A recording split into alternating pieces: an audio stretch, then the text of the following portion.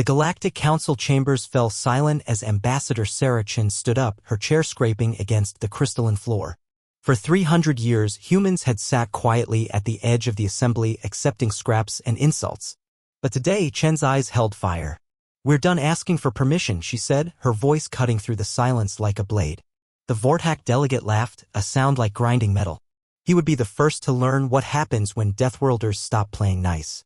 The year was 2387, and humanity held exactly 12 systems in a galaxy of thousands. The Galactic Council, dominated by ancient species like the crystalline Vortak and the telepathic Ilani, had kept humans confined to the outer rim. They called it protection for a young species. Humans called it what it was, a cage. Every request for expansion was denied. Every application for advanced technology was rejected. Every seat on important committees was given to more mature civilizations. The message was clear: humans were tolerated, not welcomed. Ambassador Chin had spent 5 years playing their game. She'd worn their approved clothing, spoken in their preferred frequencies, and followed every ridiculous protocol designed to remind humans of their place. Her predecessor, Ambassador Martinez, had done the same for 20 years before her, as had Ambassador Thompson before him. But 3 days ago, everything changed. The mining colony on Kepler 442b, one of humanity's few approved settlements, had sent a distress signal. Pirates had attacked, and the Human Defense Force had requested permission to pursue them into Vortak space. Permission denied. 43 colonists died waiting for that permission. Now Chen stood before the assembled representatives of 100 species, and she was done waiting. For 3 centuries, she began, her voice steady, humanity has followed every rule, obeyed every restriction, accepted every limitation you've placed upon us.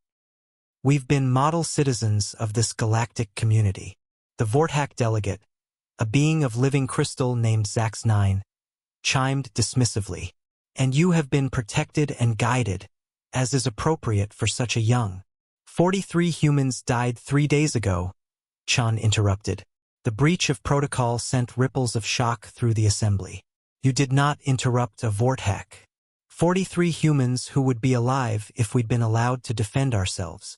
The incident is regrettable, the Ilani representative interjected, their mental voice touching all minds present. But protocols exist for good reasons. Young species often. We're not young, Chin said. We're patient. There's a difference. She touched her wrist device, and holographic displays materialized throughout the chamber. Images of human history flashed by: wars, disasters, recoveries, achievements. But also something else: human ships just beyond Council borders, human colonies on worlds the Council didn't know about, human technology that had evolved independently of Council restrictions. You think you've been containing us, Chin continued. In reality, we've been preparing. The chamber erupted. The insectoid clicking hive representatives chittered in alarm. The gaseous nebula drifters swirled in agitation. But Chin wasn't finished. Effective immediately, humanity withdraws from the Galactic Council's authority. We'll defend our people as we see fit. We'll expand where we choose. And anyone who tries to stop us will learn why our world's survival rate qualified us as Deathworlders. Zax-9's crystalline form pulsed with angry light. You dare threaten the Council? Your 12 systems against our thousands? Your primitive ships against our... A new voice cut through the chaos. Admiral James Morrison had entered the chamber, flanked by a dozen human marines in power armor that definitely wasn't Council approved. Our primitive ships? Morrison smiled. You mean the ones you've seen? Let me show you what Deathworlders build when we're not playing nice. The holos changed. Where the Council expected to see 12 systems, the display showed 47. Hidden colonies on worlds deemed too dangerous for habitation. Asteroid bases carved into rocks the Council had overlooked. And ships, hundreds of ships, built in secret shipyards beyond Council surveillance. Impossible. The Ilani representative's mental voice wavered. We would have sensed. You sense what we let you sense, Morrison replied. Did you really think the species that survived Earth, a world where the weather tries to kill you, the wildlife considers you food, and the gravity makes your bones ache, would just roll over and accept being treated like children? The truth was dawning on the assembly. Humans hadn't been contained, they'd been pretending to be contained. Every restriction had been a test, and the Council had shown its true nature. We've played nice for far too long, Chin said. Now it's our turn to make the rules. This is declaration of war. Zack's nine's form brightened to near-blinding intensity. No, Chen's voice was calm. This is a declaration of independence. War is what happens if you try to stop us. And trust me, you don't want to see what Deathworlders do in a real war. Morrison pulled up another display. 3 hours ago, your pirate problem in Sector 7 was eliminated. All of them. It took one human destroyer 20 minutes. The footage showed a human ship moving with impossible speed, using tactics that violated several laws of physics as the Council understood them. You thought we were weak? Chen looked directly at each delegation. You thought we'd never fight back? You were wrong. The clicking hive representative spoke up, their translator struggling with the emotions behind the words. What do you want? Respect, Chen said simply. Equal representation. Fair treatment. The right to defend ourselves and expand like any other species.